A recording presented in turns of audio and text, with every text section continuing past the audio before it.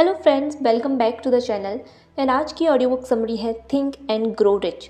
Napoleon Hill एक American author हैं जिन्होंने नई सोच की मूवमेंट पर बहुत सारी बुक्स लिखी हैं। इन्हें सक्सेस पर लिखने वाले महान ऑथर में से एक माना जाता है और उनकी ही उन बहुत सारी बुक्स में से एक है थिंक एंड ग्रो रिच, सोचिए और अमीर बनिए। ये बुक आपको अमीर बनने का रास्ता बताती है। इस बुक में कुछ 13 कदम ऐसे बताए गए हैं जिनको अपना कर आप सक्सेसफुल हो सकते हैं। तो इन 13 स्टेप्स को हम धीरे धीरे विस्तार से समझने वाले हैं। स्टार्ट करते हैं इसके फर्स्ट स्टेप से, वर्निंग डिजायर्स। हमारी सभी उपलब्धियों का शुरुआती कदम पता है क्या होता है? हमारे सफल होने की इच्छा। यही हमारा फर्स्ट स्टेप होता है। यहाँ पर ऑथर कहते हैं कि आपकी इच्छा ही सब कुछ है। दौलत निश्चित रूप से आती है अगर आपके अंदर उसे हासिल करने की इच्छा है। एक ऐसी इच्छा जो आपके दिलो दिमाग पर हावी हो जाए, एक स्थायी मानसिक अवस्था बन जाए। अब फिर इसके पीछे लगन से जुटकर उसे हासिल किया जा सकता है। हमारी जो प्रबल इच्छा होती है वो कहीं ना कहीं से उसको सफल होने का रास्ता ढूंढ ही लेती है। इसके लिए ऑथर ने एक बहुत ही अच्छा एग्जाम्पल दिया है, वो था उनके बेटे का एग्जाम्पल। ऑथर बताते हैं कि उनका छोटा बेटा जन्म से गूंगा और बहरा था। डॉक्टर ने कहा था कि वो कभी भी ठीक नहीं हो सकता, लेकिन नेपोलियन हिल और उनकी पत्नी की एक प्रबल इच्छा थी कि वो बोले। फिर कई सालों बाद ऐसा हुआ भी। यहाँ ऑथर अपनी प्रबल इच्छा की ताकत को बताते हैं, जिसके चलते उनका बेटा पूरी तरीके से स्वस्थ हो गया। हमारे माइंड की कोई लिमिट नहीं होती सिवाय उन लिमिट्स की जिनको हम मान लेते हैं। सेकेंड स्टेप है फेथ, आस्था, जो हमारी इच्छा को हासिल करने के लिए बहुत ज़्यादा ज़रूरी होती है। आस्था का मतलब है कि हम बार बार अपने सबकॉन्शियस माइंड को निर्देशित करते रहें अपनी इच्छा के लिए, अपने टारगेट के लिए। हमारे सबकॉन्शियस माइंड में अगर फेथ आ जाए तो उस इच्छा को सच होने में देर नहीं लगती। ये बातें हम अपने दिमाग में भरेंगे तो उसके रिजल्ट्स क्या होंगे? ऑब्वियस है कि वो भी नेगेटिव ही होंगे। लेकिन अगर हम पॉजिटिव डायरेक्शंस अपने माइंड को देते हैं तो उसके हमें पॉजिटिव ही रिजल्ट्स ही मिलते हैं। आपके भी बहुत सारे एम्स होंगे को उन्हें पूरा भी करना होगा। तो उसके लिए आपको क्या करना चाहिए?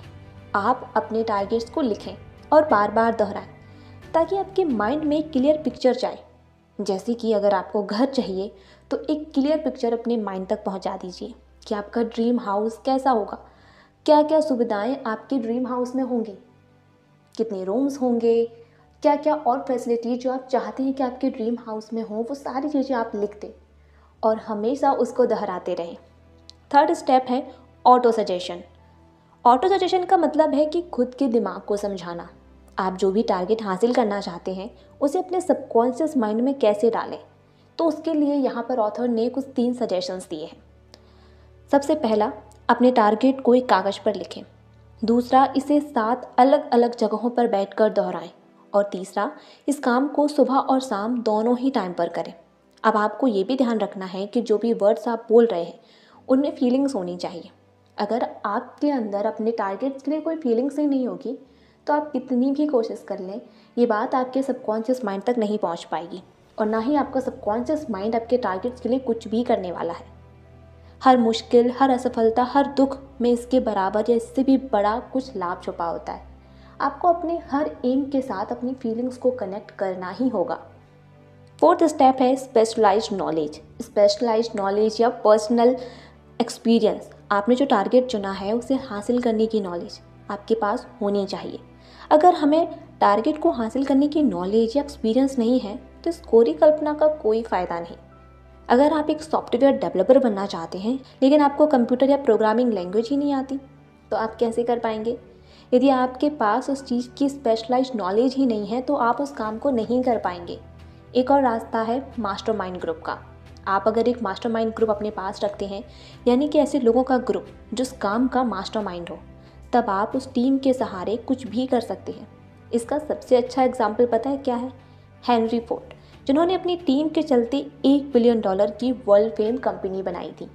फिफ्थ स्टेप है इमेजिनेशन, अ ब्रेन वर्कशॉप। अगर इंसान किसी चीज़ की इमेजिनेशन करता है तो वो उसको बना भी सकता है। आपको पता हो कि हर चीज़ 2 बार घटित होती है, एक बार हमारे माइंड में और एक बार रियलिटी में। अगर एक आदमी इमेजिनेशन करता है कि उसके पास एक लग्जरी गाड़ी है तो इस बुक में बताए गए इन 13 स्टेप्स से उसे हासिल कर सकता है। यहाँ पर एक ऑथर एक युवा की कल्पना शक्ति के बारे में बात करते हैं जिन्होंने विश्व प्रसिद्ध ब्रांड कोका कोला का फॉर्मूला बनाया था।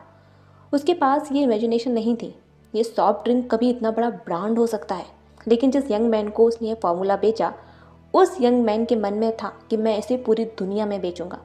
और आज हम सब जानते हैं कि कोका कोला कितना बड़ा ब्रांड है। 6th स्टेप है ऑर्गेनाइज्ड प्लानिंग। आप जो भी चीज़ हासिल करना चाहते हैं उसके लिए आपको एक प्लान बनाना होगा। प्लानिंग बनाने के लिए ऑथर बताते हैं कि एक्सपर्ट टीम जो आपके लिए प्लान कर सके। ऑथर यहाँ एक सजेशन भी देते हैं कि अगर आपकी योजना सफल हो जाती है तो आपको डरना नहीं है, अपने टारगेट को डिसाइड करना है और अपनी प्लानिंग को चेंज करके आगे बढ़ना है। 7th स्टेप है the ability of decision making. Decision लेने की कैपेसिटी का डेवलप करना, यानी कि टाल मटोल करने की आदत पर विजय पाना। प्रोक्रेस्टिनेशन से आपको बचना ही पड़ेगा। ये गुण हेनरी फोर्ड के सबसे अच्छे गुणों में से एक था। जब आप प्रोक्रेस्टिनेट करना कम कर देते हैं तो आप आधे सक्सेस ऐसे ही हो जाते हैं। ऑथर कहते हैं कि राय दुनिया की सबसे सस्ती वस्तु होती है, लेकिन आपको अपने डिसीजंस खुद लेने हैं। जो लोग डिसीजन लेने की ताकत रखते हैं उन्हें पता होता है कि वो क्या करना चाहते हैं, लेकिन जिनके अंदर ये पावर नहीं होती वो हमेशा ही गलत डिसीजंस ही ले बैठते हैं, क्योंकि वो दूसरों की राय पर काम करते हैं। इसीलिए आपको ये कैपेसिटी अपने अंदर डेवलप करनी होगी। 8th स्टेप है the power of devotion. The power of devotion यानी कि लगन की शक्ति।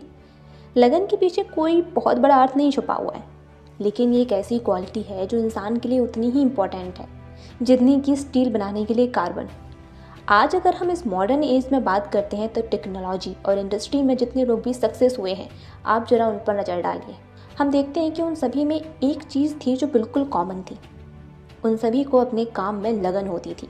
नेपोलियन हिल बताते हैं कि लगन को कैसे डेवलप किया जाए। अब उसके लिए उन्होंने कुछ 4 रास्ते बताए हैं। पहला, आपके पास एक फिक्स्ड गोल होना चाहिए। दूसरा, एक अच्छी प्लानिंग होना चाहिए। तीसरा, एक पॉजिटिव माइंड। और चौथा, माइंड लोगों का ग्रुप जो हमेशा आपको मोटिवेट करे, यानी कि मास्टरमाइंड ग्रुप। 9th स्टेप है इम्प्रूव सेल्फ पावर। खुद की पावर को बढ़ाना। अब ये कैसे किया जाए, इस बारे में ऑथर कहते हैं कि अगर आपके पास पावर है तो आप सब कुछ हासिल कर सकते हैं। बिना पावर के आप कितनी भी इफेक्टिव प्लान क्यों ना बना लें, आप सक्सेस नहीं होंगे। और अगर आपको अमीर बनना है तो उसके लिए पावर का होना बहुत ज़्यादा ज़रूरी है। अब बात आती है कि ब्रेन पावर को हम कई गुना तक कैसे बढ़ाएं।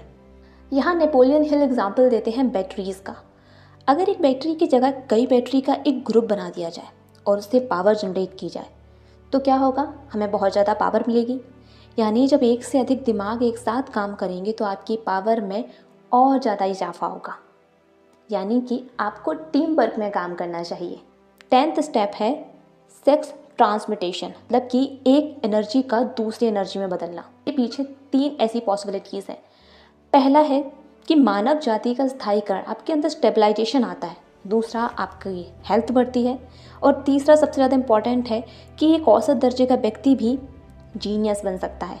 आपको अपनी इस एनर्जी को क्रिएटिव वर्क में लगाना है ताकि बड़े से बड़ी इम्पॉसिबल वर्क भी आपके लिए पॉसिबल हो जाए।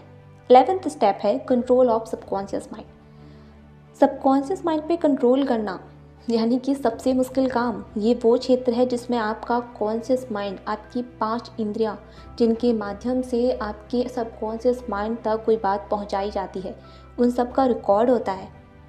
अगर हमें अपने सबकॉन्शियस माइंड तक पॉजिटिव थॉट्स को पहुंचाना है तो उसके पहले हमें क्या करना होगा, हमें एक पॉजिटिव बैकअप भी रखना होगा।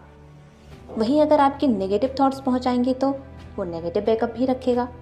तो नेपोलियन हिल ने बताया है कि आप अपने पॉजिटिव थॉट्स को अपने सबकॉन्शियस माइंड तक कैसे पहुंचा सकते हैं, जैसे कि desire, faith, love, enthusiasm, romance, hope, ये सारे आपके पॉजिटिव फीलिंग्स हैं।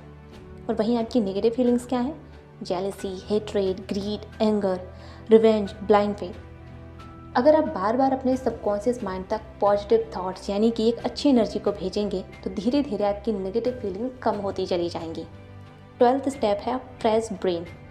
हम सभी का माइंड 2 तरीके से काम करता है। इसमें 2 तरीके के सिस्टम होते हैं। एक होता है ब्रॉडकास्टिंग सिस्टम और दूसरा होता है रिसीविंग सिस्टम।